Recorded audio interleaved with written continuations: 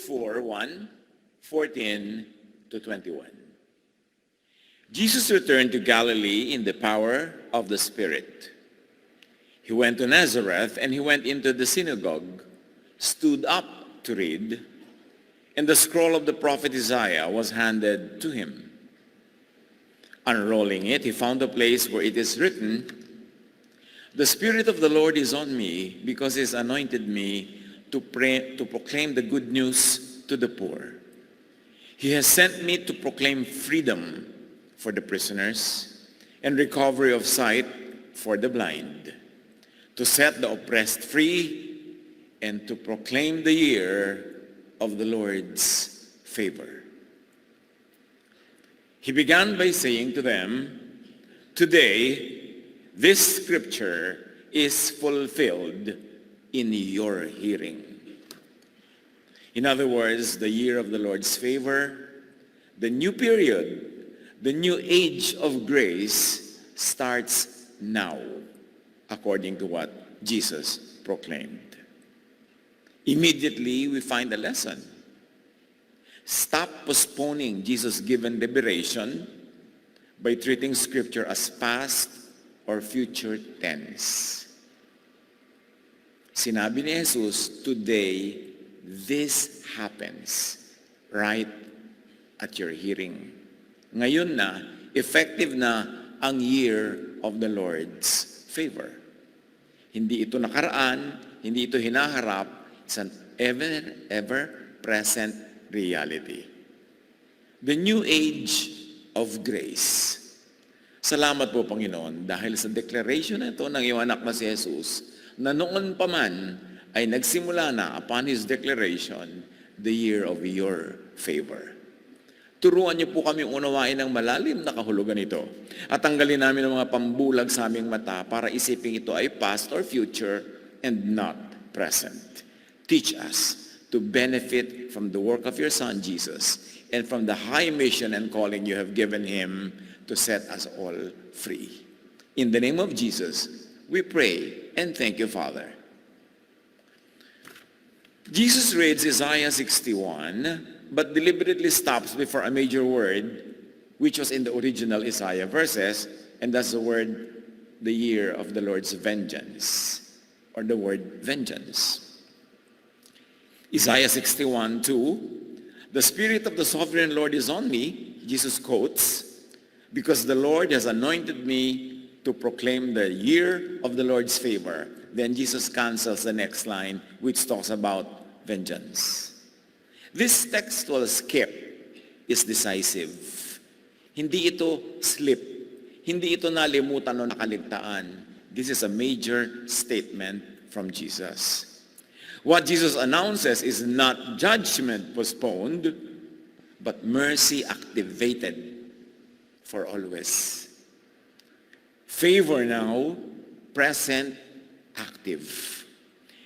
Sa ulado ng kanyang mga listeners, yung verses na yon, kaya siguradong hindi na kaligtaan nilang pansinin na walang inungkat si Jesus about vengeance, but only about favor. The year of the Lord's favor. Then Jesus says, "Today, this scripture has been fulfilled in your hearing." Now na. In other words, inaugurated by Jesus, the year of the Lord's favor is now permanent. A condition of reality marked by release instead of punishment. Yan ang tinanggal ni Jesus. Dumaan sa Jesus filter yung mga words na ito na kanyang binigkas. A condition of reality marked by restoration instead of exclusion and mercy instead of harshness. Kumambyo ang buong understanding of the will of the Father in heaven for people on earth in general, and at that time particularly for the Israelites who were under their traditions. Revolutionary ang reading na ito. Pag binabasa natin ngayon at paulit-ulit naririnig, parang manhid na tayo sa shocking effect nito. Pero sa original and first hearers, kagulagulantang ang sinabi ni Jesus. Jesus' year of the Lord's favor is a social reset. a reordering of relationships, of debts, dignity, and belonging. Jubilee, not as a periodic relief, but as a way of life. Structural, not seasonal mercy. Ano ba yung inuungkat na Jubilee na yun? Kasi every 50 years, may Jubilee year sa tradisyon ng mga Israelites. At yung Jubilee year na yon, lahat ng utang na hindi bayad, pinapatawad. Ang mga nakakulong for various reasons, pinapalaya. Ang mga rejected, puwera, tinatanggap muli sa lipunan, sa pamilya. It's a reset. Lahat magkakaroon uli ng zero reading. Yung mga utang na sabi maraming negative, according to their traditions, ay biglang burado, lahat magkakaroon ng clean start. That is the year of the Lord's favor. But it happened only every 50 years. Kaya may mga tradisyon ng ibang religious teachings na may Jubilee year din sila, na every 50 years may mga nangyayaring reset. Kanya-kanyang interpretation nun. Pero sabi ni Jesus, ito ay naganap na ngayon, nagsimula na, at hindi for only 1 year every 50 years, but now this is the new age of grace. Isang bagong kaayusan under which there would be an ongoing transaction between the Father in heaven and people on earth through Jesus. And it's going to be Jubilee for all time. Nawala ng power yung mga religious systems na siyang naghahawak ng franchise ng Jubilee year. Naging democratized, naging available to all. Isaiah 61:1,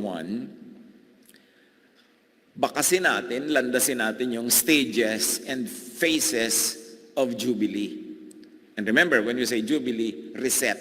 Zero reading, bayad lahat ang utang, lahat may bagong panimula, bagong buhay. The Spirit of the Sovereign Lord is on me because the Lord has anointed me.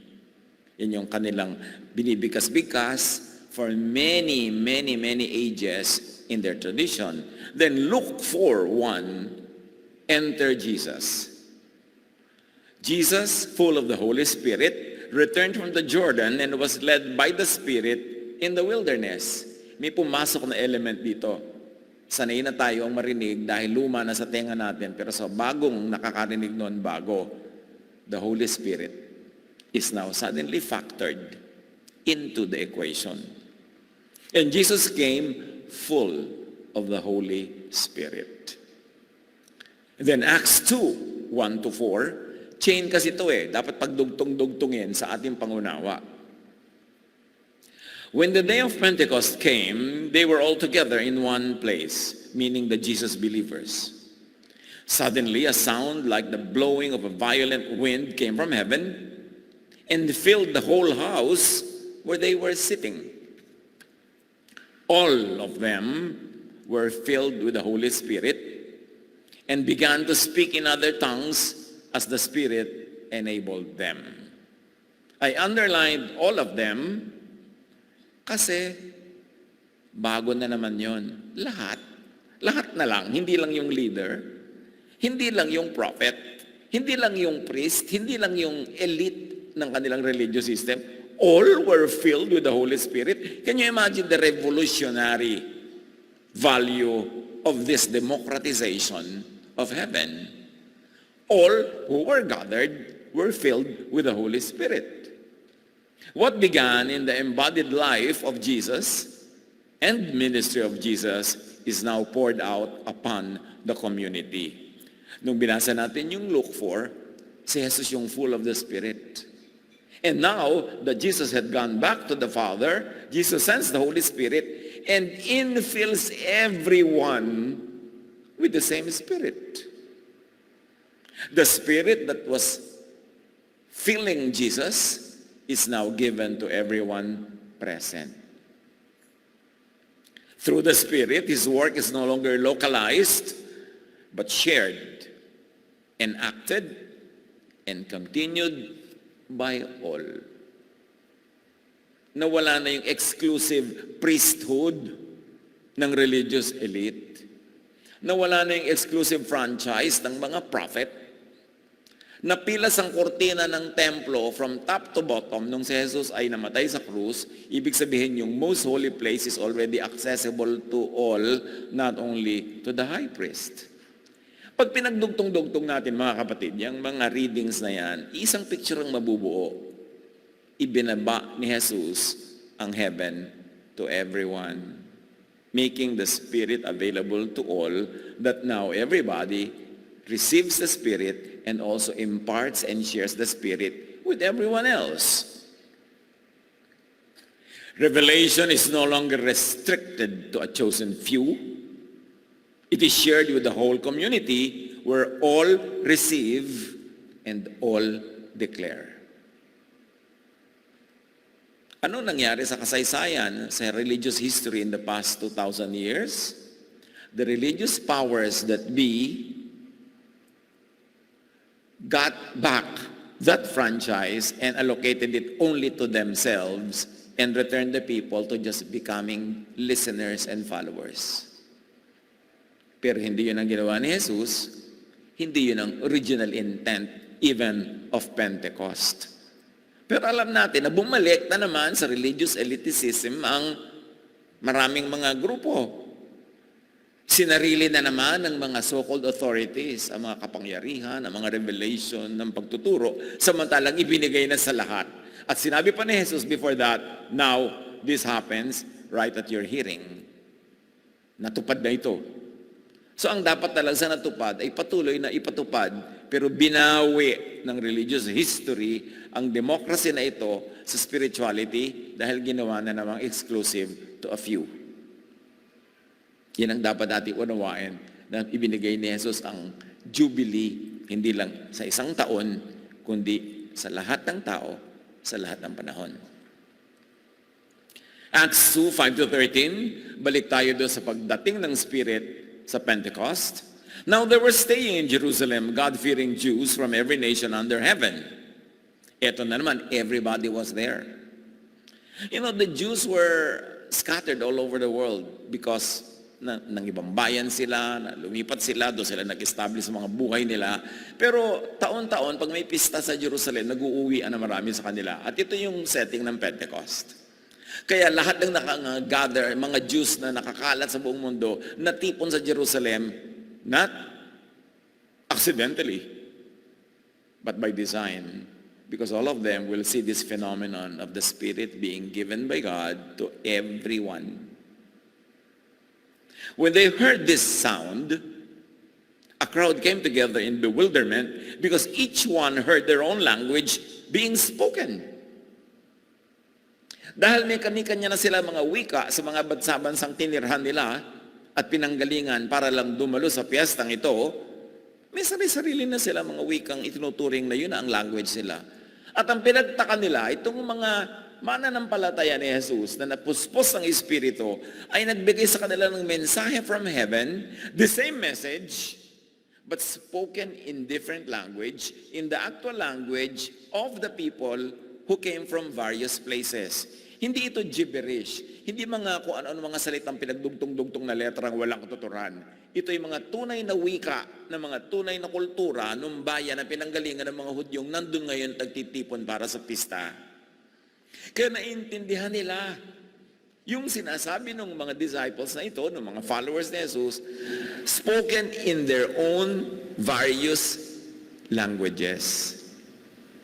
One message, different media. Iba-ibang wika. Amazed and perplexed, they ask one another, what does this mean?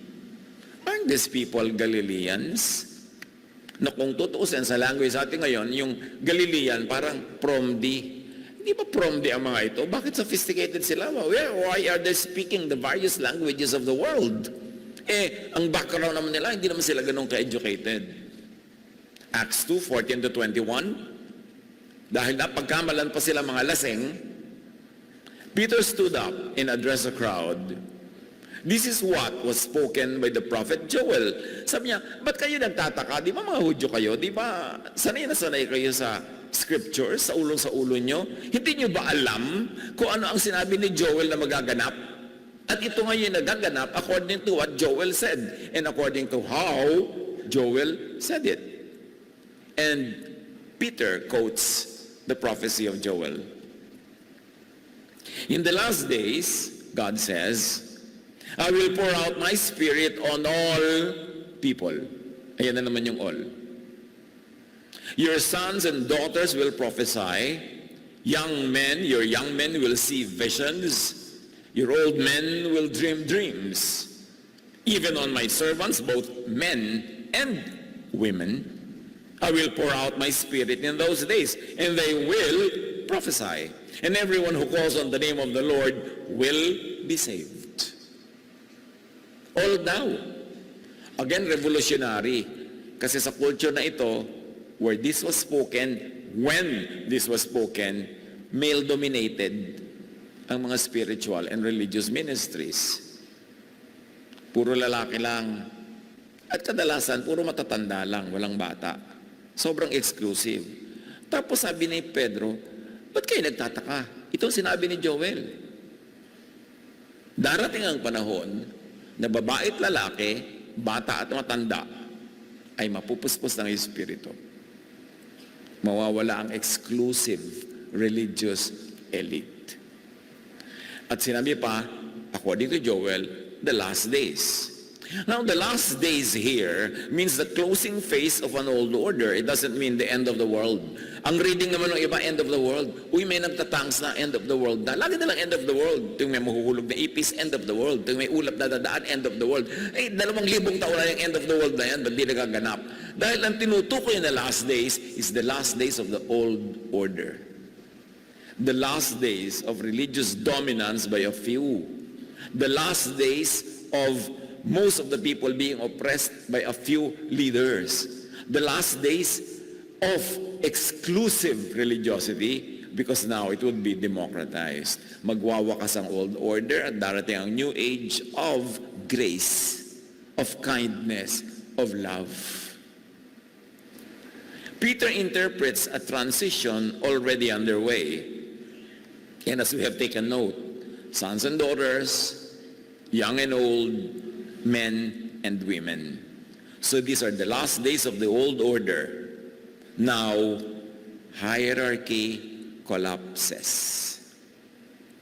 Sa declaration ni Jesus, nung siya'y nagsalita, at sa nagganap sa Pentecost na ininterpret ni Peter according to the words of the prophet Joel, nag-collapse ang religious hierarchy because now, access to heaven and the economy of God is democratized to include everyone, young and old, men and women, everyone. Sobrang kakaiba yun, kaya ayaw nila kay Peter, ayaw nila kay Jesus, kasi yung mga religious elite who are so entrenched, perched on their power benches, would now become irrelevant. Or at least they would become equal with everyone else. Ayaw nila nun. Ano ang New Age of Grace? Pag nadidinig yung New Age, huwag yung isipin yung mga hula-hula, mga hippie-hippie. Hindi yun. Kasi masyado nalang ginawang katatakutan yung word na New Age. It's a New Age of God's grace. Not harshness, but grace. What happens? Hierarchy collapses. Access opens, forming an egalitarian, pantay-pantay community of shared gifts and discernment. Ang tunay na community ni Jesus, the Jesus community, the Jesus crowd, the Jesus church, if you wish to call it that, ay pantay-pantay. Hindi hierarchical, hindi pyramid ang power structure. Naging pyramid lang yan, naging imperial when Christianity became sponsored by the Roman Emperor and the Roman Empire, and therefore the governance of churches had become patterned after the governance of Imperial Rome. Pyramid, merong top emperor and then pababa yung mga power at ang mga tao nasa baba, nasa laylayan so-called. Hindi yun ang community ni Jesus. Yung community ni Jesus are these people, men and women, young and old, receiving the Spirit, sharing the Spirit, all of them sharing the love and the work. Pero binawi nga uli yan ng mga powerful people and powerful interests para ma-exclusive na naman sa kanila ang mga religious authority. So, ito ang sinabi ni Jesus, this is the year of the Lord's favor. It began with Jesus and was dramatically distributed at Pentecost. Dugtong-dugtong ang mga events na yan, hindi sila isolated. Jesus models this new dynamic and solidify the spirit of the new era. So Jesus solidifies it. John 8, 3-11. Paano ipinakita, i-demonstrate, in-exhibit ni Jesus ang ibig sabihin ng new age of grace? Guro, ang babae ito'y nahuli sa aktong pangangalon niya. Ayon sa nasulat ng kautusan ni Moses, dapat batuhin hanggang sa mamatay ang mga katulad niya. Ano naman ang masasabi niyo? They put Jesus under a test. Ngunit yumuko lamang si Jesus at sumulat sa lupa sa pamamagitan ng daliri. Patuloy sila sa pagtatanong, kaya tumayo si Jesus at nagsalita. Ang sino man sa inyo na walang kasalanan ang siyang maunang bumato sa kanya. At muli siyang yumuko at sumulat sa lupa. Tumayo si Jesus at tinanong ang babae, nasaan sila? Wala na bang humahatol sa iyo? Kasi nag-aalisan yung mga tao. Wala po, Ginoo. Sagot ng babae. Sinabi ni Jesus, hindi rin kita hahatulan. Umuwi ka na. At mula ngayon ay huwag ka nang gumawa ng kasalanan. Itong dramatic event na ito, na ayaw i-emphasize ng mga super legalista kasi ayaw nila yung ramification of grace. Ipinakita ni Jesus kung anong ibig sabihin niya, that the year of the Jubilee has started and is now an ongoing system. The year of grace, the age of grace, the new age of God's favor and love. At paano ito ipinakita ni Jesus? Malinaw na hindi ipinatupad ni Jesus to the letter ang violence na nakasulat sa law. Pero, patuloy niyang ipinatupad ang godly and loving spirit of the law nung sinabi niyang, stop sinning. What is loving there? Kung married yung babae na yon, stop sinning against your husband. Kung married yung mga nakikipangalo na sa kanya, sinabi ni Jesus, stop sinning against the spouses of those that contract you for services. In other words, be loving not only to yourself, not only to your partner in crime, but to everyone else involved in this story, to every stakeholder. So, hindi iniba ni Jesus ang moralidad. Sin is still sin, wrong is still wrong. But Jesus said, stop sinning. Patuloy niyang ipinatupad ang godly and loving spirit of the law, stop sinning, pero hindi niya tinupad to the letter, yung requirement ng letter of the law. Jesus re-aimed. Inilipat niya ang punteriya, inilipat niya ang tama ng law. And in some dramatic twists, even reversed the application of traditional text to attune the law to the love and grace of the previously unseen Father, who is only now revealed and made known through Jesus. Remember, sabi sa Scripture, no one has seen the Father except Jesus. Wala talaga nakaunawa ng tunay na kalooban ng Ama sa langit. Wala, kundi si Jesus. Kaya nga ipinadala si Jesus eh. Kasi kung nauunawaan naman ng mga tao ang Ama, iba't ipapadala si Jesus para ipaunawa ulit, di redundant. Hindi kasi nila talaga naunawa, nagagap ang tunay na diwa ng Ama sa langit. Jesus was sent to reveal the unrevealed Father, to make visible the heretofore unseen Father. At ngayon nakikita, naririnig nila ang Ama sa pamamagitan ng ipinapakita at ipinaririnig ni Jesus. At ano ipinakita at ipinaririnig ni Jesus? Yes, masama, mali ang ganyang uri ng mga kasalanan, itigil yan, pero hindi niya ipinapatay, hindi niya ipinabato. The law was tempered through the filters of love and grace. And this is the Jubilee. Ang lahat ay nagkaroon ng bagong pasimula. Pagpapatawad, paglilinis, muling pagbubuo sa mga nasira at mga nagiba nilang puso at pagkatao.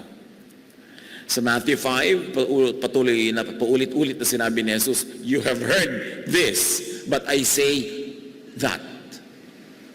You have heard that, but I say this. Jesus renewed revelation.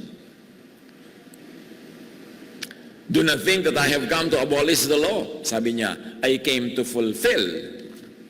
But fulfill here, the Greek word for it here means to bring to intended purpose.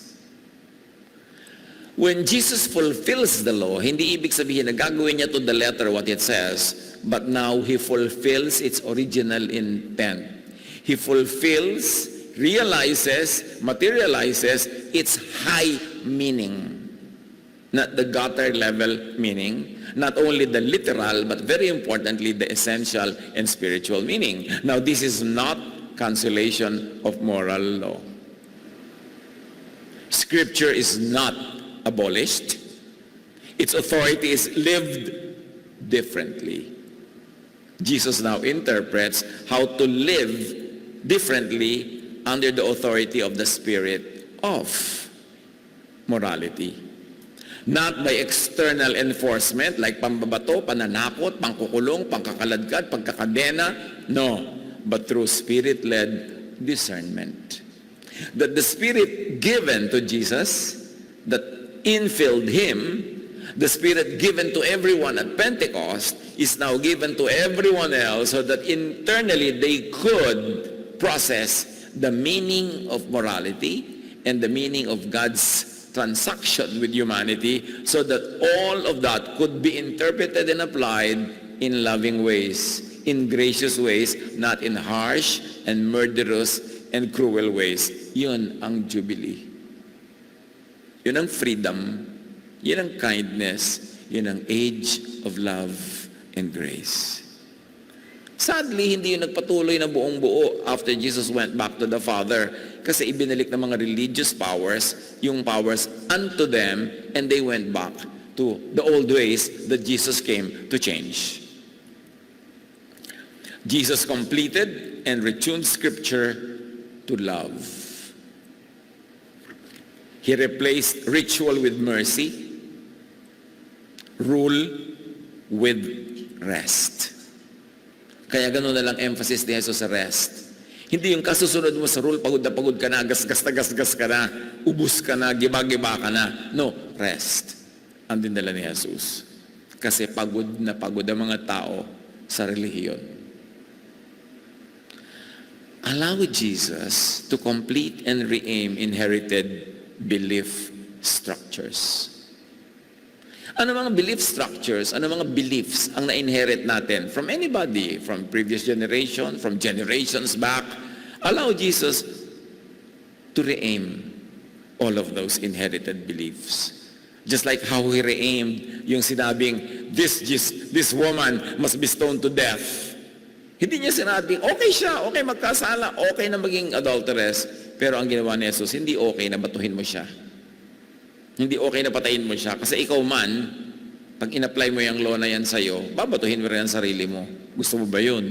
Kaya nga nag-aalisan yung mga tao kasi na-realize naman nila na makasalanan din sila at ayaw naman nilang mabato sila hanggang mamatay. So ba't sila mambabato ng kapwa makasalanan? This is the Jesus touch.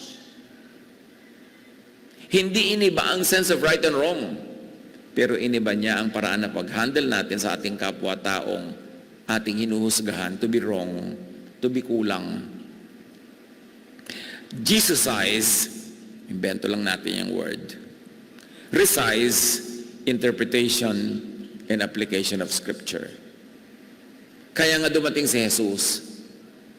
Salain sa Kanya ang lahat ng interpretation and application. Padaanin sa Kanya, i-resize sa size na ibigay ni Jesus ang interpretation and application of all Scripture. Kasi siya yung living Word. So dapat dasalain kay Jesus yung written word kasi siya ang living word, putting life and practical application into the ideas that are written. In other words, embody Jesus-ness. Gawin siyang totoong gumagalaw, buhay na katawan. Hindi lang isang ideya na lumulutang sa hangin. Measure faith by relief produced, not by control achieved. Madalas kasi minimeasure natin yung faith sa amount ng sakripisyo. Uy, may faith kasi magaling mag-sacrifice. Sa amount ng donation, uy, ang galing ng faith mo, sister, talagang nihulog mo lahat, pati ikaw. Sa amount ng pagpipigil sa sarili, kahit na hindi naman dapat, ang pumipigil lang pala, tradition, hindi naman ng Diyos. Madalas na sinusukat natin ang faith sa ganung mga pagdurusa, pagpapahira, pagpapakasakit. No.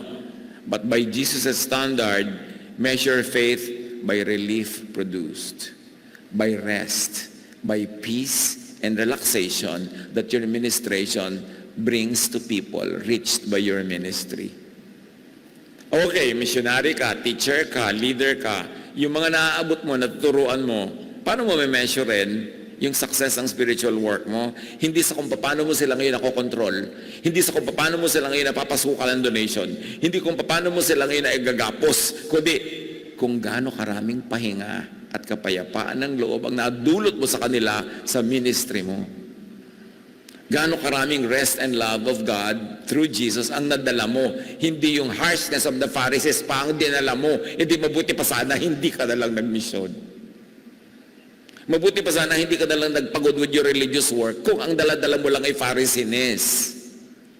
Kaya ang tagumpay ng isang Jesus-based work is how much rest, how much relief, how much forgiveness, how much comfort and restoration do you bring to people? Jesus listens inwardly to the Most High and acts beyond literal law. Kasi yung literal law, pag sinunod mo, babatuhin mo hanggang mamatay. Pero yun ba ang in-implement ni Jesus? No.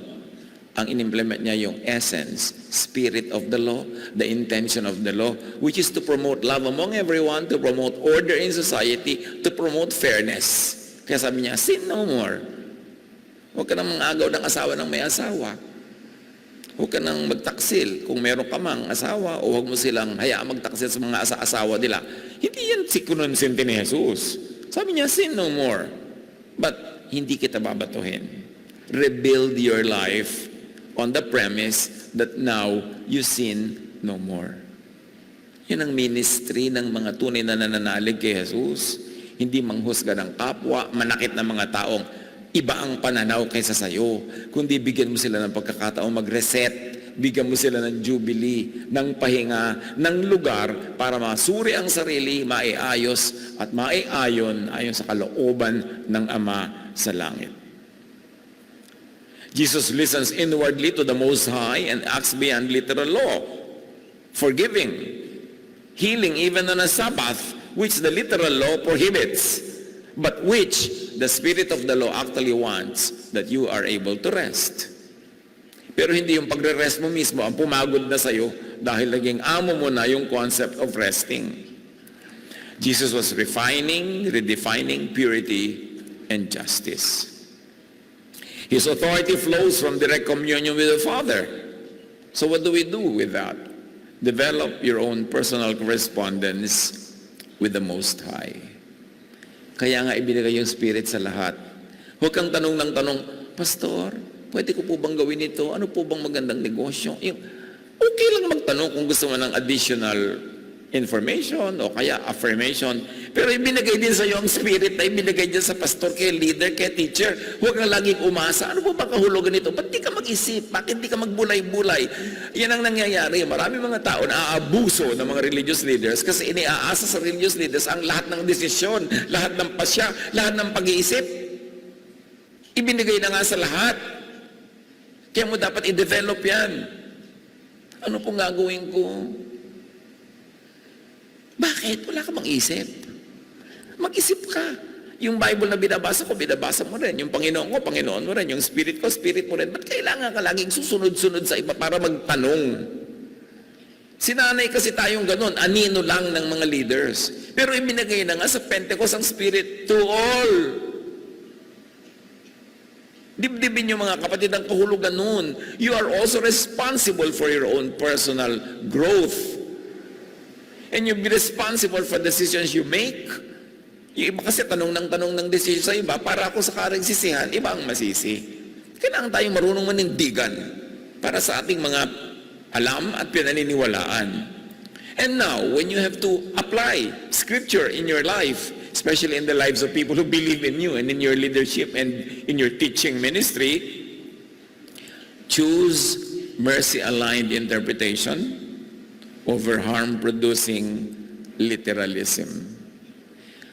Pag naging sobrang literal ka lang, legalistic about the verses that you have memorized, tendency mong pag-apply niyan, harm-producing, judgmental, harsh, cruel, unkind, nagpupwera, naghihiwalay, nanghihiya, kaya doon mo i-apply si Jesus.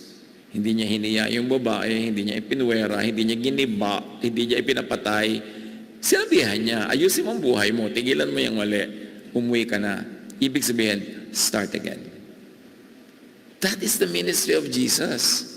Pero para gibain mo, tapakan, sirain, hiyain, batuhin yung kapwa, ministry yun ng Pharisees, tiyakin mo lang kung kanino ka sumusunod. Access to grace opened at Pentecost. Let's note again that in the case of the woman caught in adultery, the law is quoted correctly by the accusers. Tama yung mga accusers sa kinote nila. The law of Moses requires that this woman be stoned to death. Hindi sila wrong. They were actually technically correct. The punishment they wanted is legally justified. That is what the law required. But, and that's a big but, Jesus reasons deeper and write something else on the ground. These people were appealing to the law carved in stone. Jesus writes on the ground with his own finger on dust. Ibig sabihin, flexible ang isinusulat sa dust. Pwede mong burahin, pwede mong ayusin. Hindi batong-bato na kahit na masama na, masakit na ang application, yun na yun pa rin ang i-apply mo. Napaka-interesting yung pagsusulat ni Jesus sa alikabok.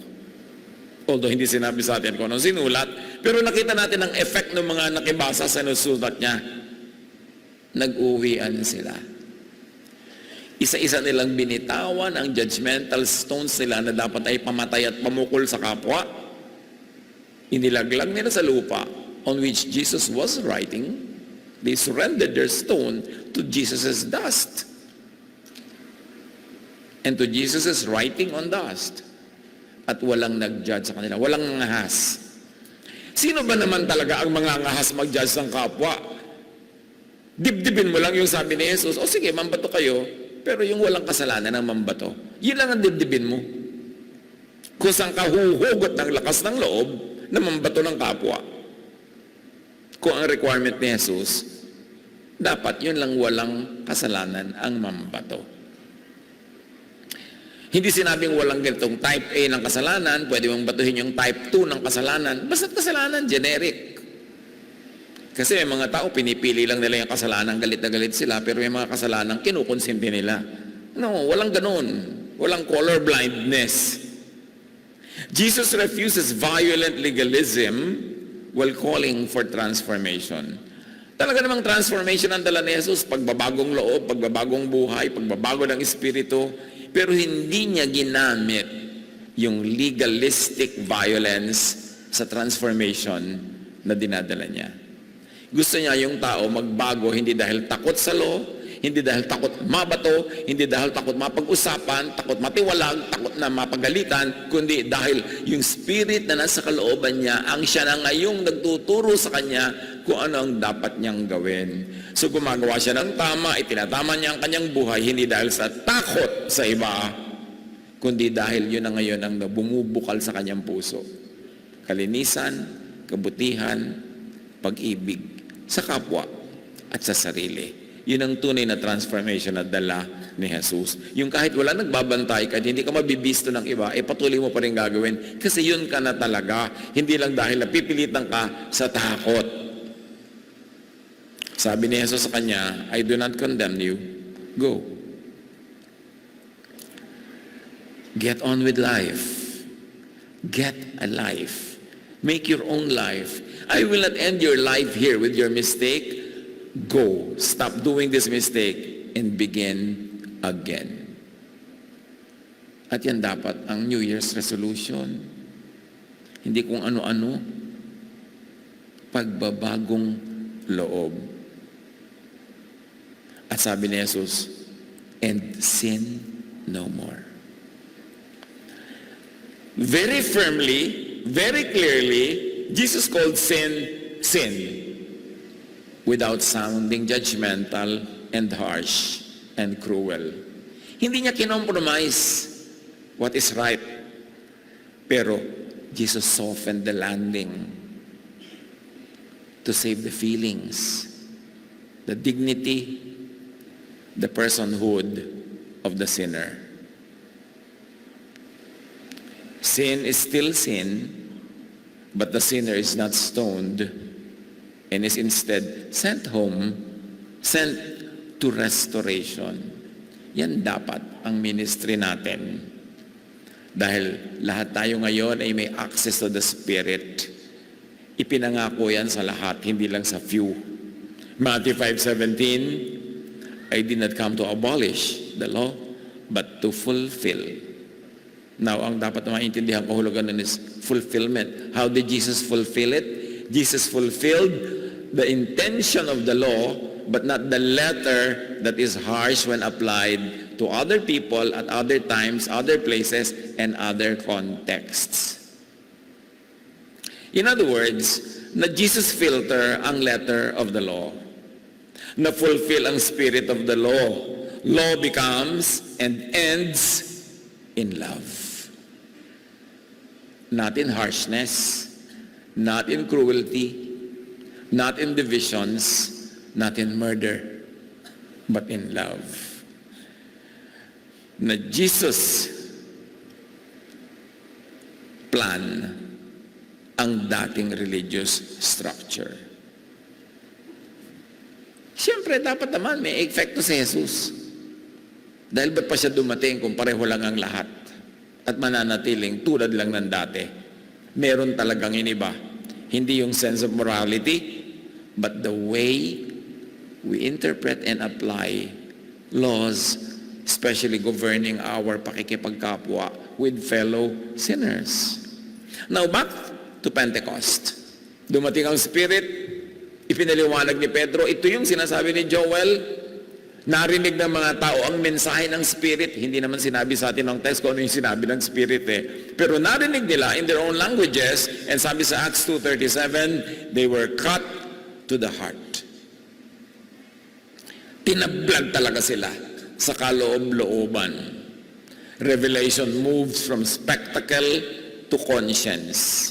Mula sa isang napakalaking outward spectacle, ugong, apoy, tongues, ang naging bunga, nagkaroon ng conviction sila sa kanilang kalooban. At yan dapat ang bunga ng gawa ng Espiritu sa atin. Hindi lang yung humanga ka, ay ang ganda, o natakot ka, o ano, kundi nagkaroon ka ng inner conviction. Especially towards pagbabagong loob. The Spirit doesn't only speak. The Spirit indwells. Kaya sa heart sila tinablan. Ano ang talab sa puso natin? Ang lahat ng ating mga pinagagagawa.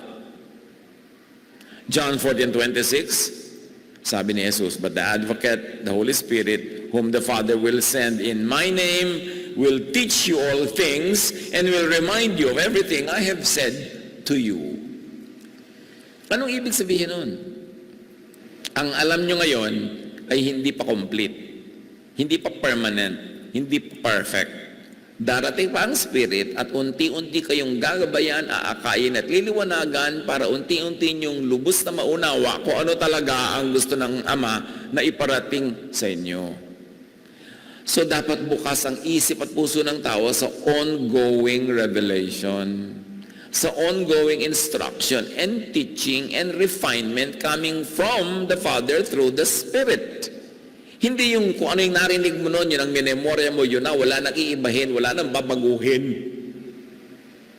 Napaka-unbending mo na and you are unmoved by any impulse of the Holy Spirit. Si Jesus ang may sabi, madadagdagan pa ang pag-unawa nyo. Ipapaalala pa sa inyo ang maraming mga bagay. Ibig sabihin yung kaalaman ng mga mananampalataya nung panahon na yun ay hindi pa complete, hindi pa solid. So hindi mo dapat ilaban ng gera yan lagi na itong alam ko, dapat ito, wala nang maiiba. You are continuously open to be taught, to be guided. Only a fool does not change his mind. Hindi ko muna unang mamugad sa iyong isip ang isang ideya, yun na forever ang isipin mo. Kung dapat yan, nag-i-improve, nag-grow. John 16:12-13, sabi ni Jesus sa mga disciples, I have much more to say to you, more than you can now bear. Dami ko pang gustong ituro sa inyo, pero higit yun sa kaya niyong madala at matanggap sa oras na ito. But when He, the Spirit of truth, comes, He will guide you into all the truth. He will not speak on His own. He will speak only what He hears, and He will tell you what is yet to come. What is Jesus saying here? Revelation is living, relational, progressive. Huwag kang sobrang dogmatic dyan, na yung nakabisa mo nung grade 1, yun na forever na lang ang alam mo. Kailangan nakabukas ang iyong isip sa patuloy na pag-aaral, patuloy na kaliwanagan, patuloy na transformation of our understanding of the divine and how to translate into daily life the high ideals taught to us by the Father through Jesus. The year of the Lord's favor means this. God does not speak only from scrolls, but also from awakened lives. Kaya nga, living Word. The Word is cut not only on stone, written not only on pages, but by the Spirit directly into people's hearts. Yan ang laman ng Pentecost, ng Acts chapter 2. We appreciate mostly the phenomenon, the fire, the wind, the tongues, forgetting the deep essence of what it means. That now the Father, through the Spirit, speaks to the heart directly. Kaya huwag natin i-neglect yung ganong understanding. Nehemiah 31:33, noong pa man, sinabi na, I will put my law within them, and I will write it on their hearts, and I will be their God, and they shall be my people. Can you imagine, as early as Jeremiah, sinasabi na, isusulat ko ang aking batas sa puso mismo ng mga tao. So hindi nila laging kailangang malimit ng nakasulat sa papel, sa bato, at sa tradition at kung ano-ano. Kasi diretso ako magpapahayag sa mga tao. This is the age of grace, of God's favor. This is the Jubilee. Nangyayari na ba ito sa sarili-sarili natin mga buhay? O nakaasa lang tayo lagi sa kung ano na yung nakaugalian, nakasanayan at sinasabi ng authorities? 2 Corinthians 3:3, you show that you are a letter from Christ. So here is a contest among documents. Siyempre, sino ang authoritative, alin ang totoo, alin ang tama. Pero sabi ni Pablo sa mga mananampalataya, kayo mismo ang patunay that you are a letter from Christ, not from anybody else. Written not with ink, but with the Spirit of the living God.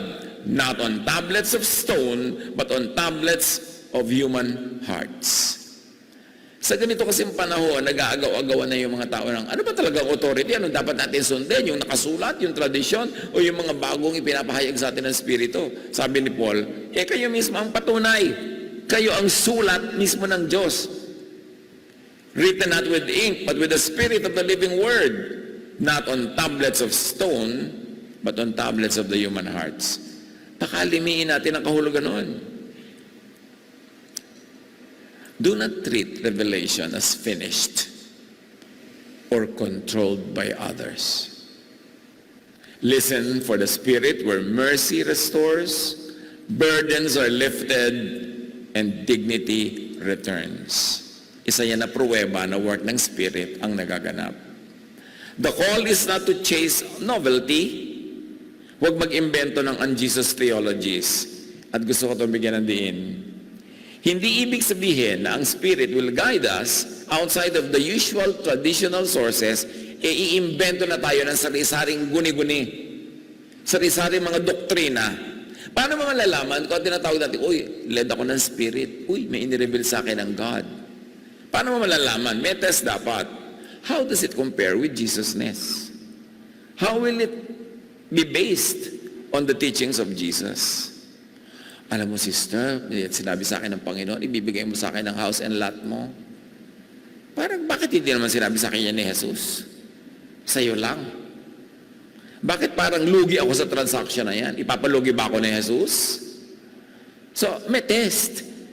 Kasi yung mga sobrang spirit-led ako, guni-guni na ang mga sinasabi nila, lalo kung self-serving, lalo kung nakakabuti para sa kanila, pero hindi naman sa iba. So, suriin nyo rin. Hindi ko mo sinabi natin, the age of the Spirit gives revelation directly to people. Itatanggapin nyo, kahit ano na lang ang mga kabulastugan na sinasabi ng kapwa natin. Dapat suriin din at ibase sa written teachings of Jesus. Yun ang test. Dapat may protection din tayo sa kanya-kanyang claim ng kung sino-sino na kinausap sila ng Diyos.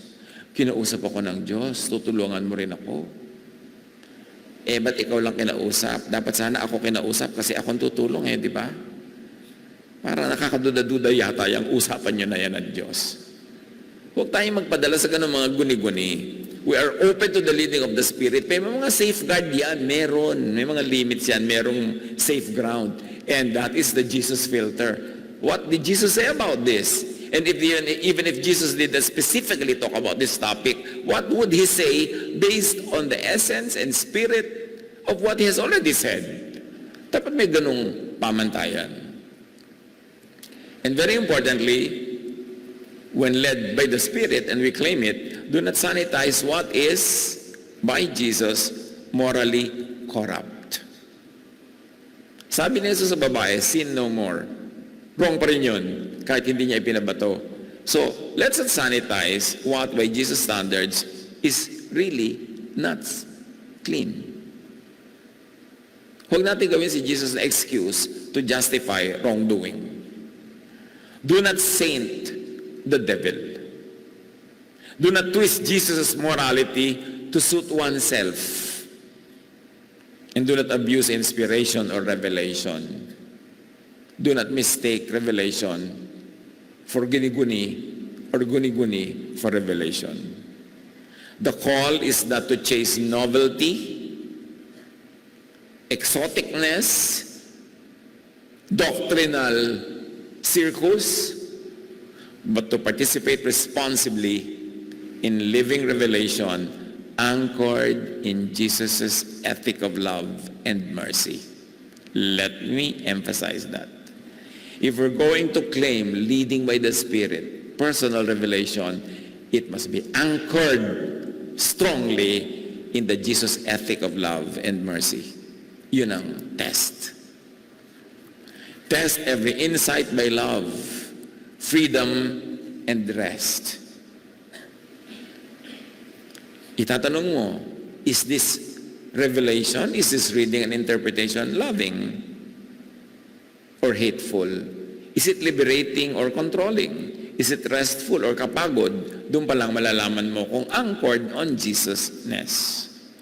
The year of the Lord's favor begins when revelation moves from guarded text to shared, Spirit-led life, turning law into love, authority into access, and belief into embodied release.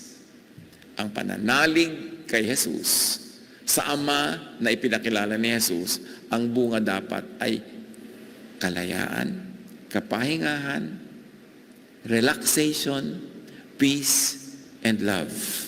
Anything outside of this, be suspicious. Dumating si Jesus to give us a full life, to set the prisoners free, and to give people rest. Tulungan niyo po kami, Ama, na bigyan ng malalim na kahulugan ang bagong taon, ang bagong year of Jubilee, or ang Jubilee forever.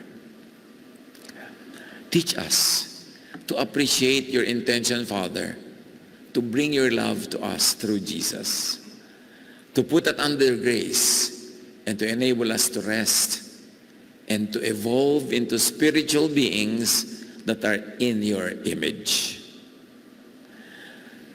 Gamitin namin ng makakabuluhan ang bawat pagkakataon, bawat celebration sa buhay na magmuni-muni, pag-isipan kung ano ang kahulugan sa aming personal, practical daily lives ng inyong mga katuruan through your Son, Jesus. Pansamantala tayong manahimik, mga kapatid, pagbulay-bulayan ang kahulugan ng Jubilee, ng freedom, ng reset brought by Jesus to our lives. Be with the Lord. Listen for very spiritual and practical and personal applications from the Spirit who was given at Pentecost and has been freely given to all of us.